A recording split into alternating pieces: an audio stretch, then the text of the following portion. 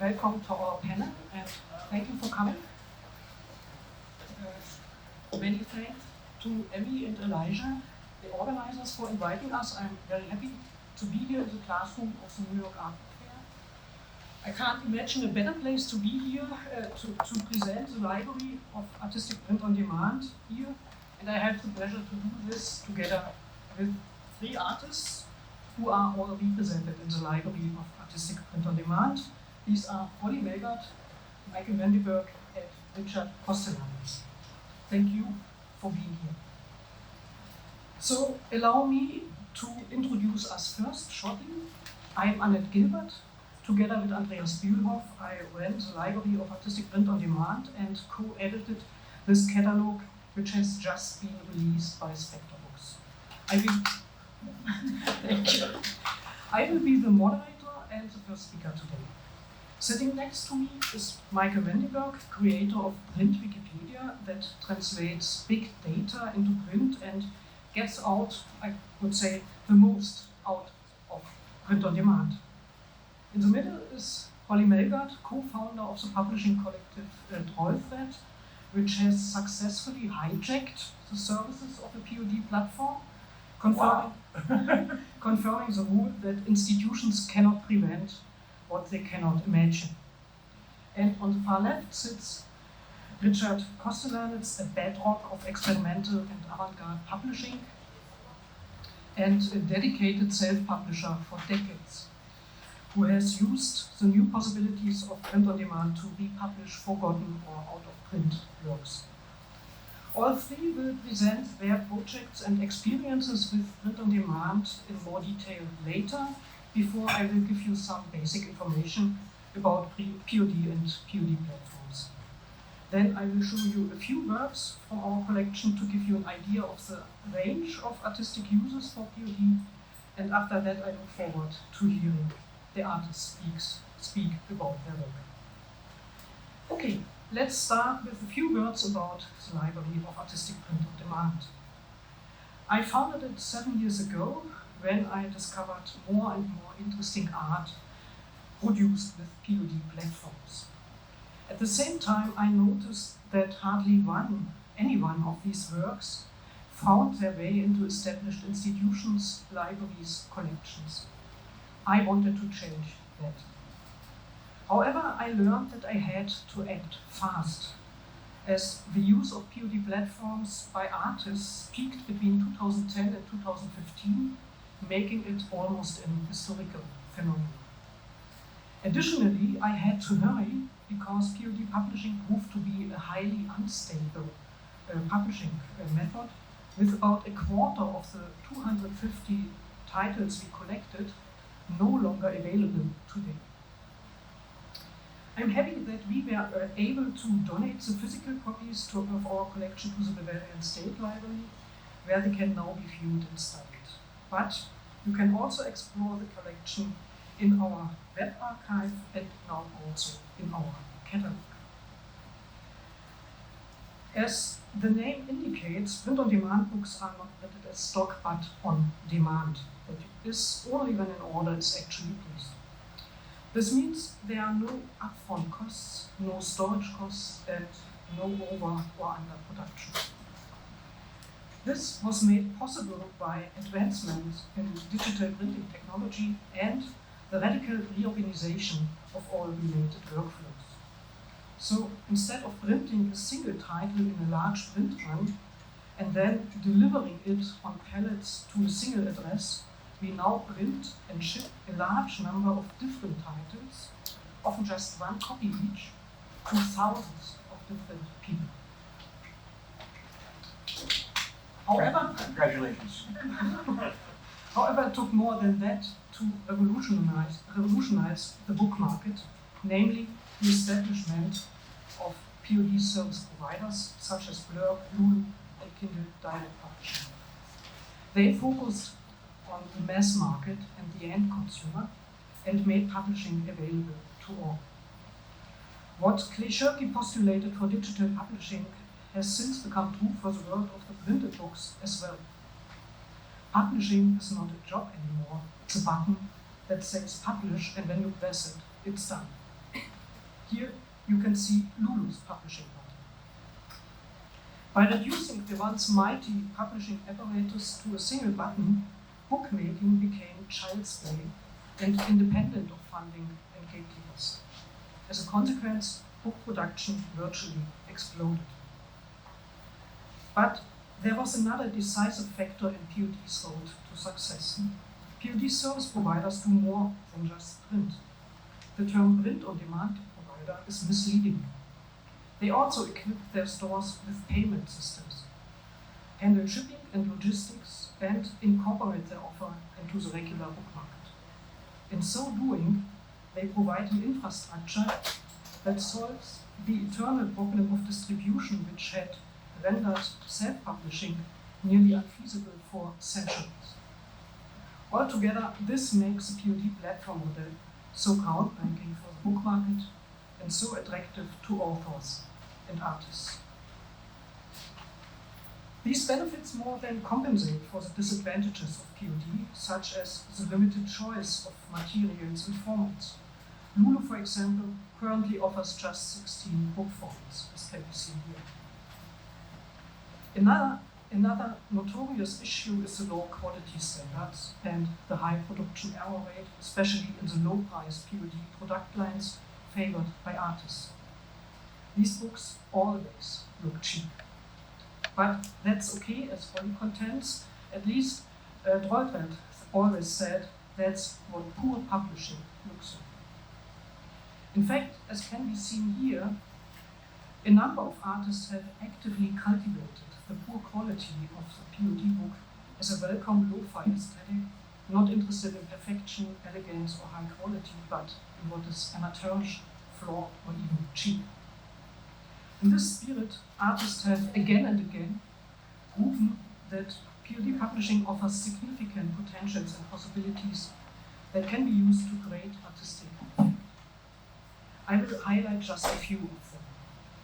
First of all, POD not only offers new channels for distributing books, it also enables experiments in scale and volume.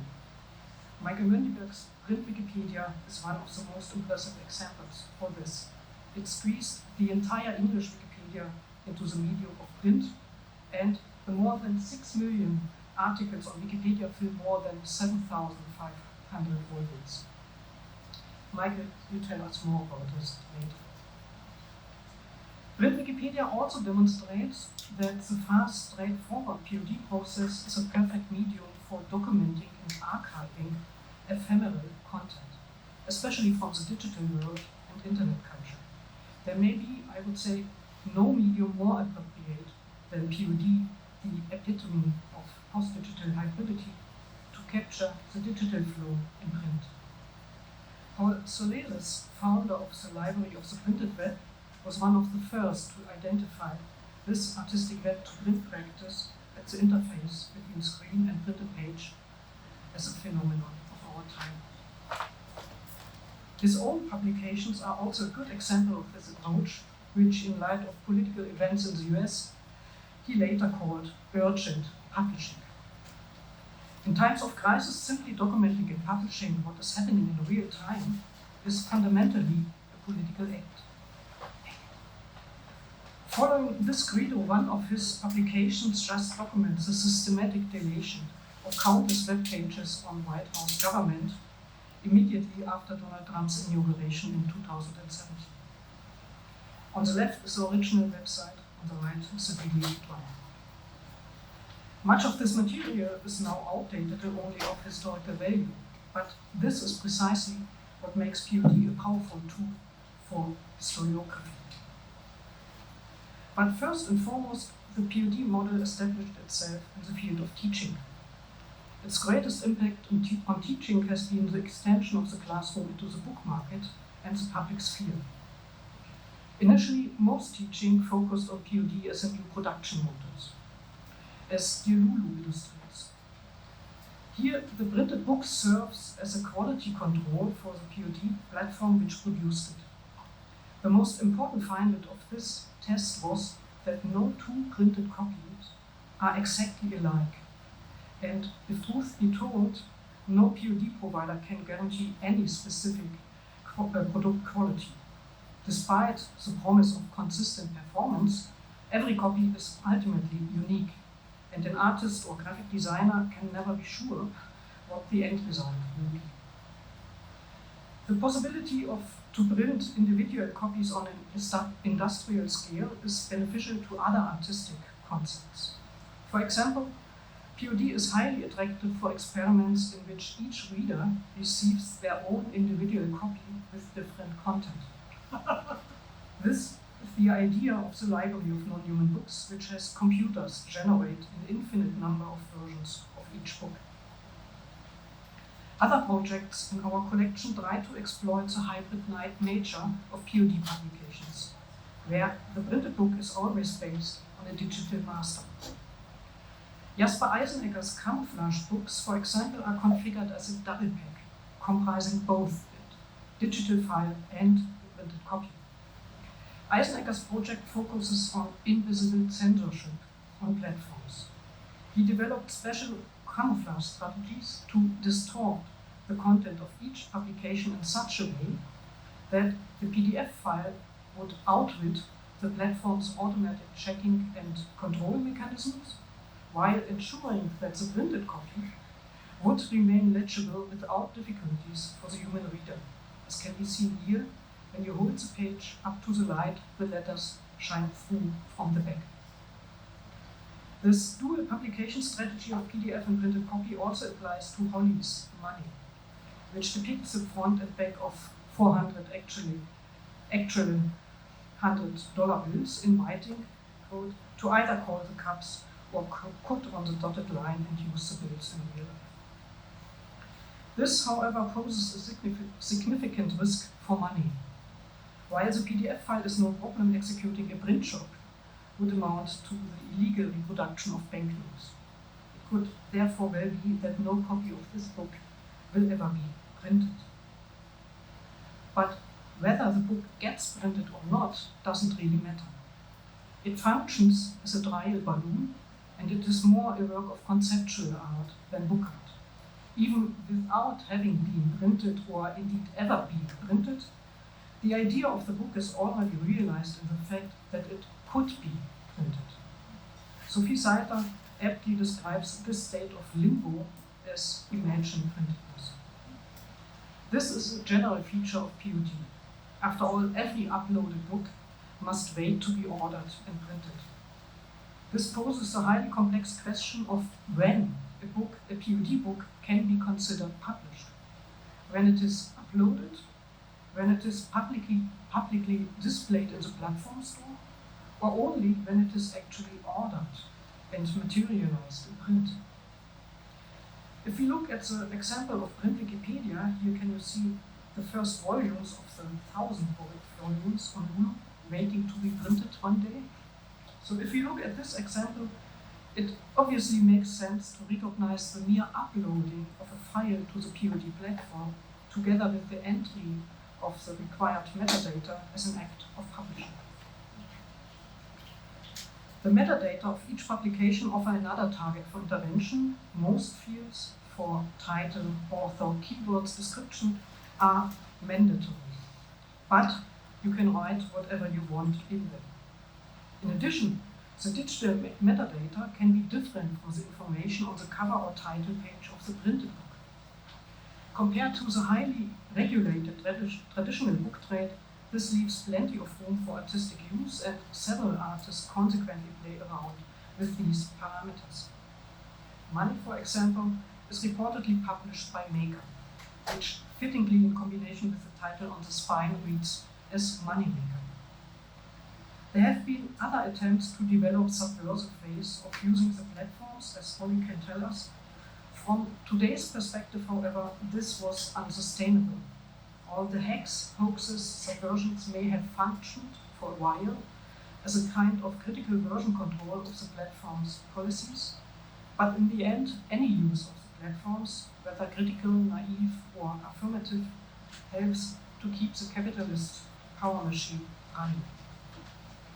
Quite a few artists also had to learn the hard way that it's becoming more and more difficult to make critical or experimental interventions, and that they are completely at the mercy of sometimes drastic changes to the platform structures, features, and rules. And platforms are no longer neutral service providers. They use their terms and conditions to dictate what users can and cannot do.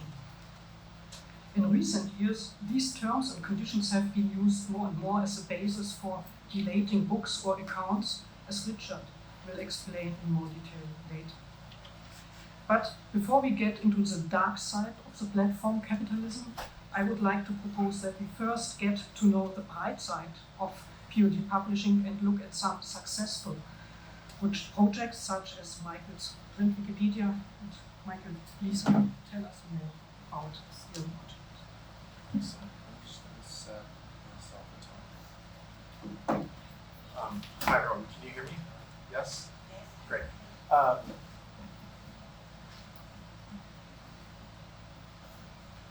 My name is Michael. Be a little louder, please. Point the mic or your mouth. Yeah? Oh, there we go. I was pointing the wrong way. How's that? Great, perfect. So, in 2015, I published Print Wikipedia. It takes the entirety of the English language Wikipedia database and turns it into 7,473 books, along with a contributors appendix and a table of contents. When I showed it in a gallery called Denny Gallery. And you can see there's several elements of this. On the left is the actual upload process, which sort of structured the exhibition. When I make the project, I grab the entirety of the database and then do a bunch of stuff to it, and out comes PDFs, a lot of code that was running it turns it into PDFs. And there's a whole other process to upload it at the time because there was no API. So we had to write code that actually clicked on all the buttons and uploaded the files and waited for them. So that became a kind of computer performance of sorts. So you can see on the bottom left is the code that is actually running the screen, which shows you the actual upload process as it gets uploaded. On the right, you can see here's a detail. When I show the work, I show it with wallpaper that has all the words on the spine and the numbers for the section related to a handful of books that get actually printed. So this one is sex. So it's the volumes, 3 volumes that contain entries about sex. And I chose those sections based off of the kind of the word there and what it symbolizes. So obviously I picked art. There's 14 volumes of art. But other things were sort of surprising. Like I picked cats because cats rule the internet, but actually cat is like categories, which if you know anything about Wikipedia, is a big part of Wikipedia. Bats isn't flying bats or baseball bats, it's battles. So it's basically kind of structural history of humanity. So I was really interested in what was in there. And people really also enjoy it. This is from the Dutch language version that was shown in Ghent. You showed earlier the German version, so I made a Dutch and a German version. I still aspire, I almost was able to make a Chinese language version, but that became complicated because Wikipedia became banned. And I really would like to make a French version because of the history of the encyclopedia. There's the bat. Sorry, I got that out of turn there. There's all the battles. When I started making this in 2009, did a bunch of work on it, and then realized that it was too big for me to handle at that moment. I set it aside. Came back to it a couple years later. And when I got to the point where I was ready, getting closer to getting it made, so I showed it to a friend of mine who I always show my design work to because he's a better designer than I am. And he said, Michael, the design is really good actually, but what I want to tell you is something you don't want to hear, which is that you need to go talk to Lulu and you need to go talk to the Wikimedia Foundation. And I stamped my feet over email and said, I don't want to do that. And he was like, Michael, he's like, why? I was like, well, they could tell me I can't do it. And he's like, they could just turn your accounts off. You are going to be uploading gigabytes of essentially noise. So like, okay, you're right. But what I learned in the process actually was that if you're in a position where you can actually work with the entity, it is really productive. This was a kind of really big learning lesson for me. And I think maybe it was a moment, maybe that's not the case now, but at the time, I found a way in. I tweeted at the founder of Lulu, and I knew somebody else that had known him somehow. Like I emailed all of my peers. They're not in San Francisco, which made it kind of difficult. But I got into them, and I had reached out to the Wikimedia Foundation. When I called the Wikimedia Foundation, they were like, "We've been waiting for you to do this." And I was like, "What? Me?" They're like, "No, not you. Someone. We have been waiting to see what this looks like." And they were very supportive of it. Lulu, the thing that Lulu did was basically give me white glove customer support, tech support. Because what I was essentially doing was stress testing their system. So you can see here, there is an unexpected problem. So I was constantly sending them reports of unexpected problems. There's a runtime error. Things weren't working right. So it was this back and forth. I was debugging their system essentially. And that became a kind of productive relationship. Whenever I needed to do so, they passed me along from person to person because I was essentially creating something that manifested the kind of the ideal version of what their project, what their site could produce. Lots of debugging. I'm just showing images of debugging. They even sent me pictures of it being made when it was being made in the warehouse. Whenever I'm making one for exhibition, I contact them and they make sure, consistency, they make sure the spines are close enough. Here's what it looks like when it's being made. The contributors appendix is one of the favorite things because all the Wikipedians come in to find themselves in it. When it was up in New York, I was able to be there a fair amount for it. You could always tell who the Wikipedians were because they walked in and they walked straight to the contributors appendix and looked up a specific thing, and they were like, and I was always nervous. Did I mess up? Like, did they not? And every time they were in there, it made me very, very pleased. This is user Der Hexer, I think. He's a big time Martin Walsh, big time German Wikipedian. So this is how the life is 10 years old. And about a year ago, I started getting emails from people saying, I can't print this, what's going on? Or it's trying to be printed, it's rejected. And it turns out that there was a platform change, specifications, as simple as changing their paper stock. So they changed the paper stock, which in a volume this big, in a volume that big, means that it is like a millimeter difference in size, which means that the cover wrap is a millimeter off, and their tolerances are quite high. So now, nothing prints. They're all sitting there. I've uploaded some of the key ones. My favorite sort of artist book ones I think we uploaded, so they're corrected, but I am faced with the challenge, a real conservation challenge of having to figure out how to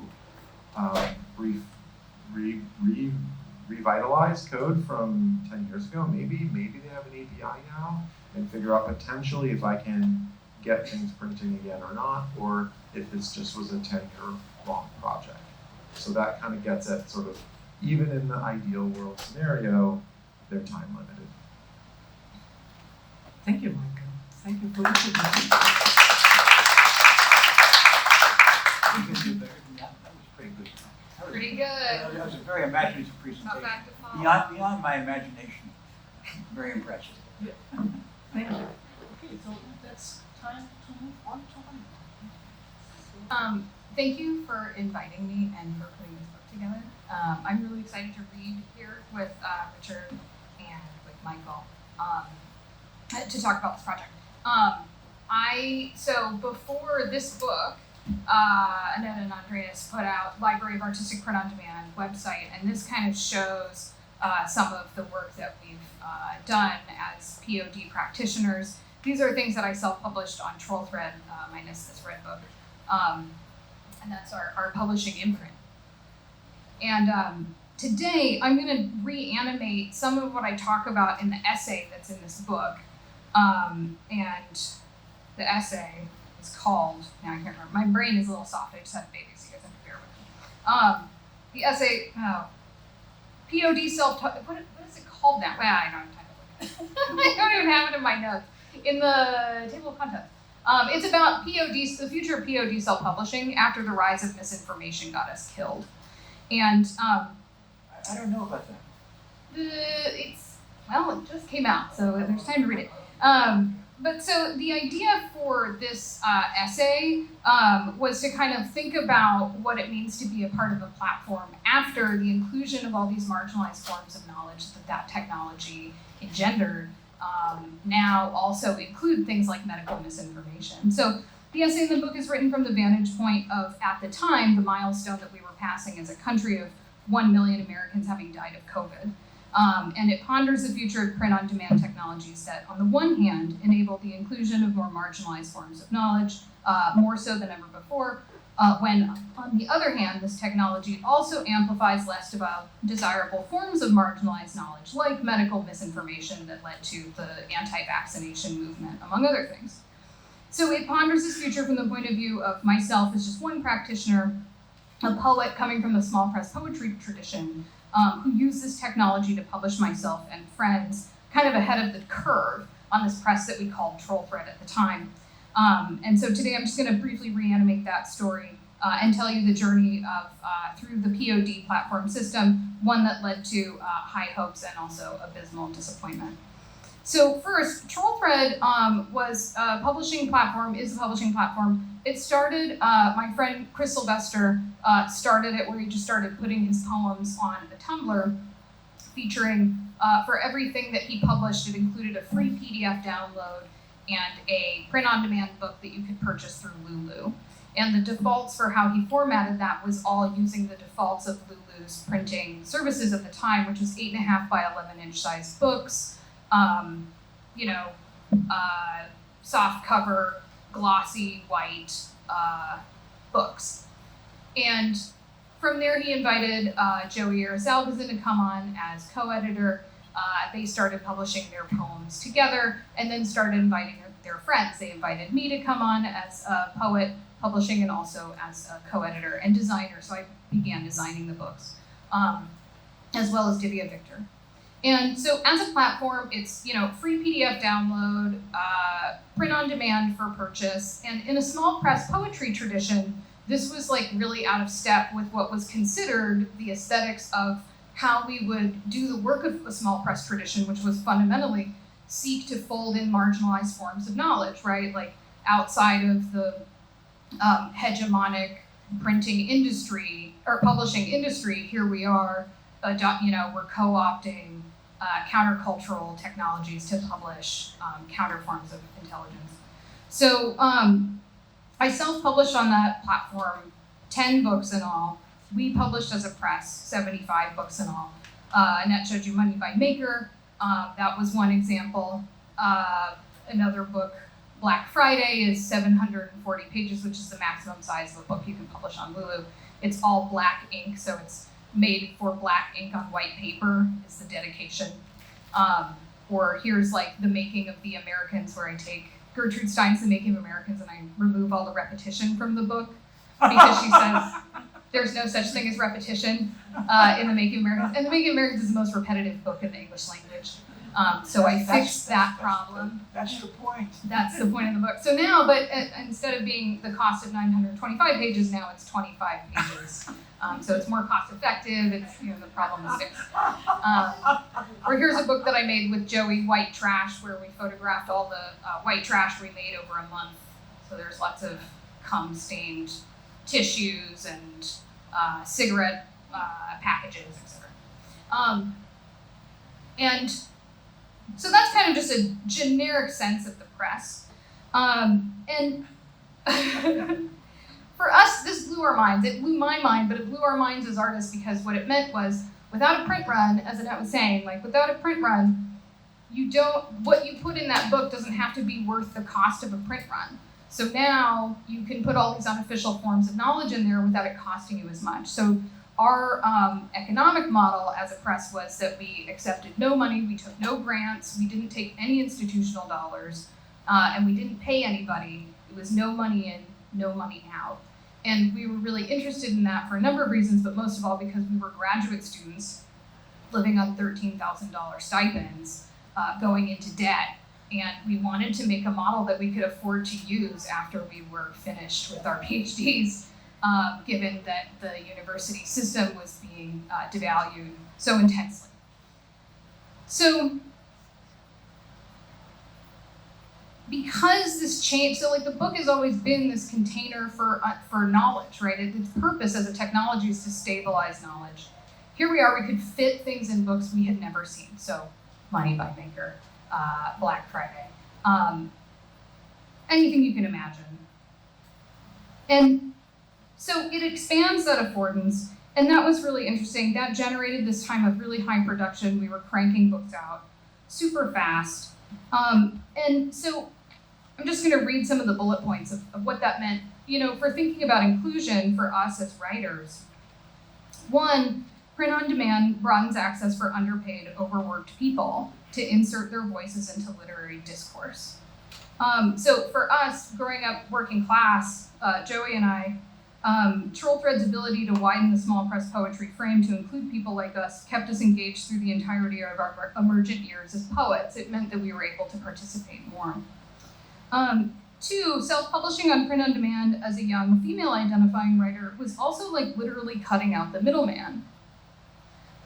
Small press poetry today is still dominated by upper class white men, even if surrounded by a more diverse cohort of collaborators.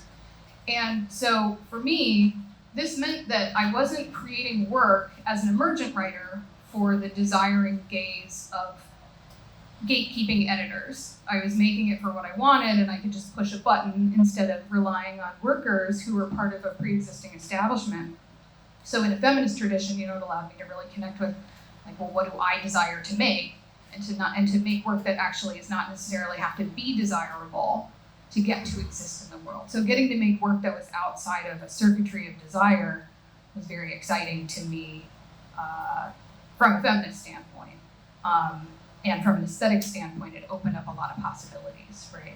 We could make literally trash, and that,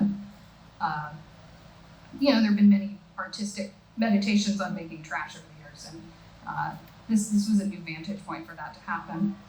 Third, print on demand broadens the book object's ability to include more dimensions of the born digital literary practices of its archive. So we also were allowed to do things like take walkthrough language from video games and dump that into a book, or take web detritus from, all the instances somebody said the word faggot on Twitter.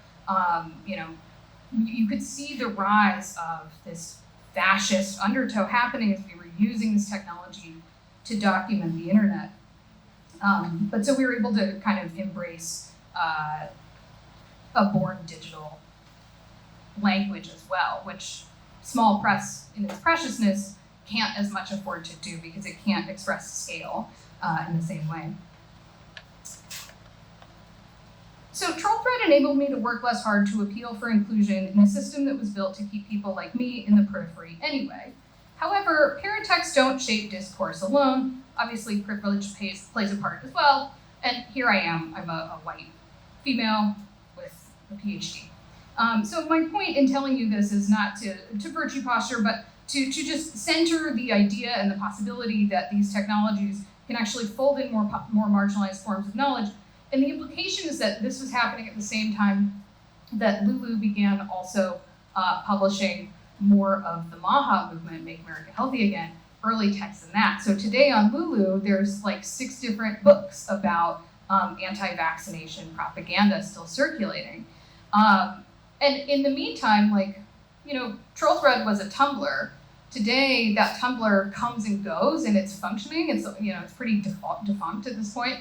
So we've spent more time migrating our text to other platforms, creating Google Docs and different things to kind of back up this unstable terrain for hosting content. More time doing that than we ever did publishing the work in the first place. And that's part of it too. But after Trump got elected, there was a real move away from considering print on demand as a viable technology. You know, the MLA considered much of self-publishing on print on demand like vanity publication. So on job applications, it didn't count as books. Editors, when I published books after TrollThread, considered my books, those books non-existent. So they referred to the books that I published after those first 10 books on TrollThread. This next book that I published 10 years later was my first book, but then I also wasn't eligible to apply for literary prizes for first book prizes because I had technically published books, that kind of thing, right? So it fell into this weird middle zone. And as Tumblr goes derelict, and as you know, small press publishing has distanced itself from this aesthetic after the rise of misinformation has gotten us killed, this essay just kind of foregrounds the reality that while sure it can include those dangerous voices, if all voices are included, they actually take up much less space. But actually this technology is very good at including beyond the gatekeeping of those voices. So that's kind of the center of the book. And yeah, how am I for time? I think that's it for time. Thanks for having me. Thanks for being here, guys. Happy to be here. Thank you. Thank you then for this critical stance on print on demand. And now I would like to hand over to Richard to tell us about your experience. I'm first of all, I'm 85 years old. If anybody's older in this room, would they please raise their hand? Okay, zip. It means I've been publishing books for 60 years, 61 years. Initially with commercial publishers, because that was the only the real option that was available in the 60s. And I have the distinction of, commercial publishers dump everybody. If you don't succeed, one book doesn't succeed, it's hard for your editor to get permission to do a second book. And I claim to have been dumped by 12 commercial publishers in the course of my career. And I claim also that I've probably been dumped by more commercial publishers than any other writer I know. And it's a badge of honor. Now, I started my self-publishing in 1970 with a book of visual poems that no commercial publisher would do then, and really hasn't done since.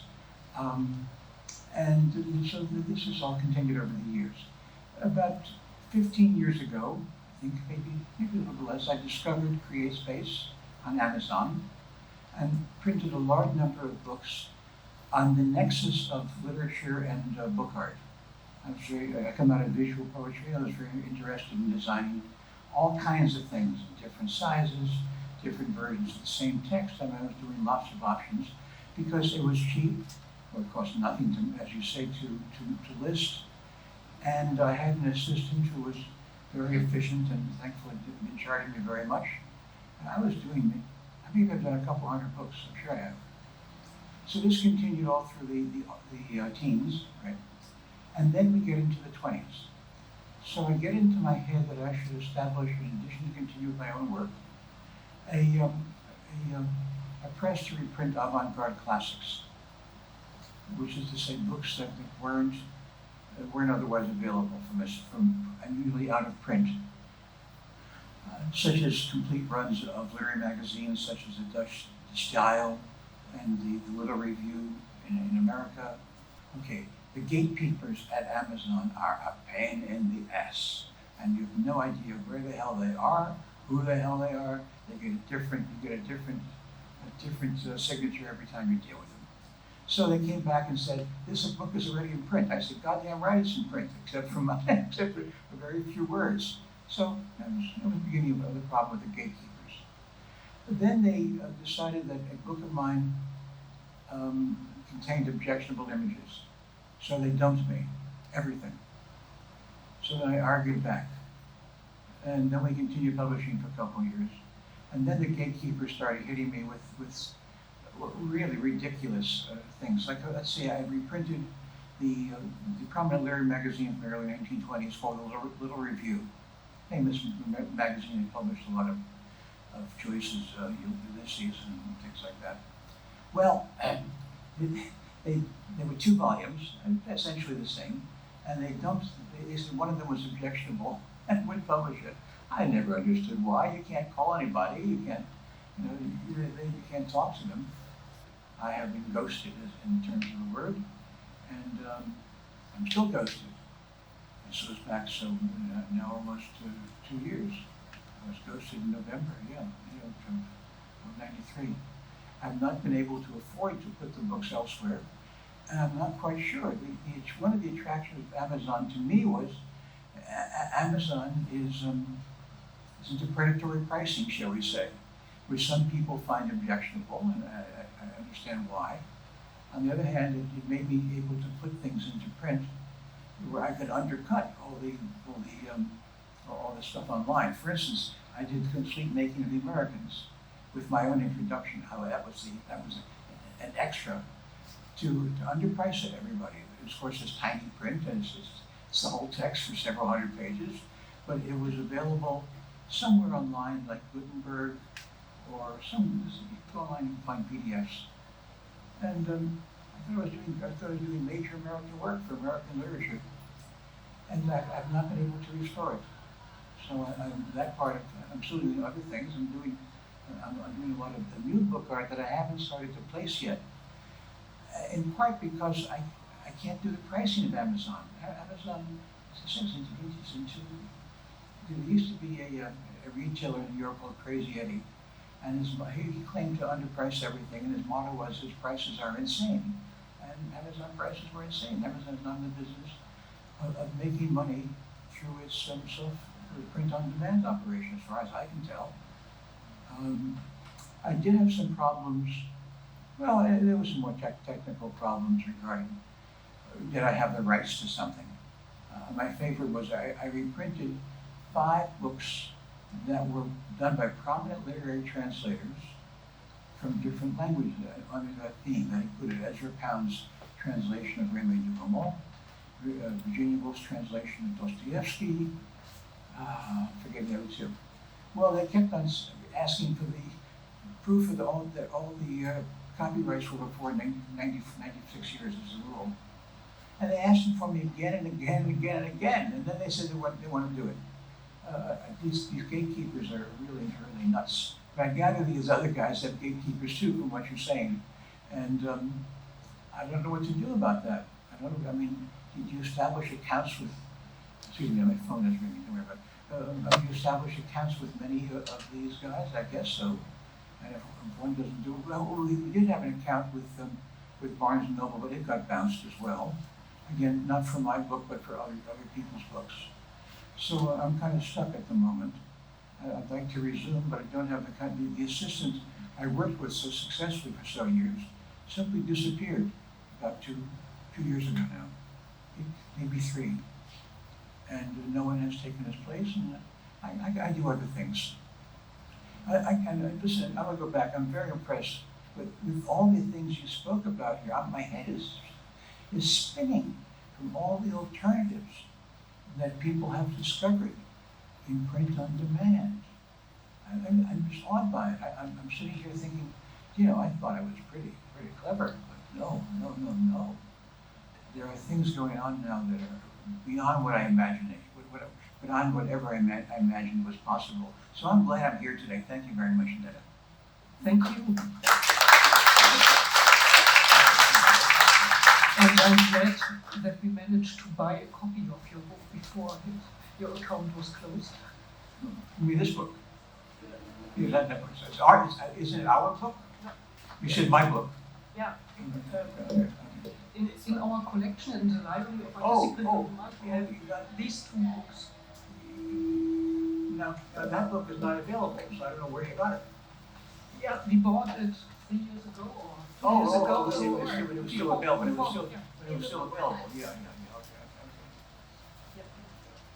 Okay. One more thing I'm going to say. I have not reprinted any of my books. I've done only new books. in part because of another function that Amazon has, and other people do as well, of I think almost online books can be bought earlier books can be bought online, used, or recycled, or what's the word we use in American nowadays, especially for used cars, previously owned. How quaint, I love that one. So, that's all. Yeah, thank you. I think we have a few minutes left, so maybe it might be a good time if there are any questions from the audience. I would like to invite you. I have a question for Michael. You said you started thinking about your project in around 2009. Was POD always a piece of the puzzle, or was it just sort of a means to an end that worked well for the project? He was always part of the puzzle. I think it was probably not something I would have thought of if it weren't something that I was aware as an outlet. I think that one of the ways in which I work is I think about platforms and as sort of sites and thinking about the site specificity of what I could make in a kind of online context or physical context, etc. And I think I also will look at objects or sources or data. And one of the things I do in my head is think about which could connect to what. And I think that I've been thinking for a while about what I could do with Wikipedia as like the largest open source data, text, corpus, object archive that I could think of at the time. And I was also thinking about what I could do in a kind of publishing context, and that I think that's part of where they connected. What's that? Did you ever read me in Wikipedia? Do I ever read you? I read it maybe a decade ago now. The most interesting thing about Wikipedia, to me, regarding individuals, is who isn't there. And as far as I can tell, there are people of some prominence who nobody loves. Because someone has to love you to get you onto Wikipedia. That's my conclusion at the time. And I thought I made an interesting conclusion, because it's an anarchist structure. And I'm an anarchist, so I'm in favor of anarchist structure. What you did is awesome. And I'm just sitting here saying, oh my God. I have another question, but I don't want to go in the room. Yeah, I think we still have time You for mentioned platform capitalism a bit, and I guess that's sort of where I'm curious about how print on demand stands now, and now that these platforms have grown and become more commercial entities. How does that change their usefulness to artists or their accessibility if they're less willing to play ball and restrict about, say, copyright infringement, things like that? I don't think it have changed anything. It's only more known now, and we are more aware of this kind of platform capitalism going on the platforms, and so it's now our duty as artists or authors to react, to find an answer to this. In the course of my research, I've never had a copyright challenge, but I've also wondered if I'm just too low in the radar, as we say in English. And if I recall correctly, it's 50 years after death in Europe, right? 70 years after death. That's why you can have George Orwell's 1984 is reprinted frequently in Europe, but can't be reprinted in the US. I can add to that as well. In the small press poetry tradition, of course, of which we have a lot here today at this fair, for Troll Thread, personally, we never tabled here at the book fair because it cost too much money. Like, we were no money in, no money out operation. But in a small press tradition, so Roof Books is one of the premier small press poetry publishers. Roof Books, who called this book my first book, quietly prints everything print on demand now, and just doesn't actually reveal that. But this book was printed in 100-book batches and continues to be reprinted and reprinted and reprinted. Print on demand today is actually very much ubiquitous to publishing. Most publishers are using print on demand more quietly. I think it's the aesthetics of self-publishing through print on demand that was special to this period that we're talking about, and foregrounding it as a frontier to be explored by artists and to test the affordances of what that makes possible. But then I feel like after Trump got elected, there was the whole left, leaned far back away from any kind of like trolling spirit on the internet, right? That whole aesthetic then, came to look like something much more terrifying when we saw the flip side of technocracy, which led to like mass death by the time we arrived at COVID, right? And so, yeah, like I think like today, poets are still very much using, even though Tumblr's dead, they use the shit out of Facebook and Instagram to package and promote their work for advertising purposes. So as those companies get bigger, they're still there. Print on demand is now just operating in the back of that for publishing, very ubiquitously and visibly, but everywhere. I mean, it's everywhere. I think everybody's using it today. Even university presses are using it. Yeah. So it's became normalized, and it's one option among a lot of other options for. The one thing you did mention, Annette, is it's also possible to correct or even revise your text for the next copy, so to speak. That's amazing, really. Can I also add? I'd just like to say, also downstairs there are lots of presses that are still not doing print on demand, right? And that's part of the specialness of a lot of the work that's here being housed. Ugly Duckling Press, which is downstairs, they tried to include some pages from Ugly Duckling Press. Ugly Duckling. They tried to include some pages from Money by Maker in the selected works of mine that they put out. And when they did, it got rejected by the printer that they used. They printed batches from a printer in Europe. And just, it was on the eve of its publication date, we had to contact the library print on demand and be like, hey, can we get some pictures of the book of Money by Maker? Because we were going to put pages of $100 bills in the book to quote that work from the selected work. We can't do it legally. So from a printing standpoint, it was a limit point. The Buffalo Archives at SUNY Buffalo holds a copy of everything ever printed by Trollthread. So they legally have a copy of Money by Maker, which means they did break the law and are legally liable. We've never bought a copy of it. We've never bought a copy, so I hopefully never go to jail. How for did you that. let the book out? Because Photoshop won't even let you open that file. I think we have. That's all the time we have for today. Yeah. So money making Secrets. We will continue the discussion about money making. I never made that money. So I want to thank. The question actually with money, and I've been publishing for a long time, is honest accounting. I had one publisher, a smaller publisher, where we claimed 18 copies were sold to 16, and I found 50 copies being sold in New York City. I'm sorry to interrupt, but we have to come to an end now. I want to thank you, my panelists, for being here and for the interesting conversation we had. And to the organizers, Emmy and Elijah, once again for inviting us. I also want to thank you for coming and listening. And if you still have time, please go to the Spector table at the second floor, on the second floor, and have a look into our catalog and all the other wonderful publications made by Spector Books. We will also be there, so if you want to continue the conversation about money making or other things, Counterfeiting. we will be happy to meet you. Yeah.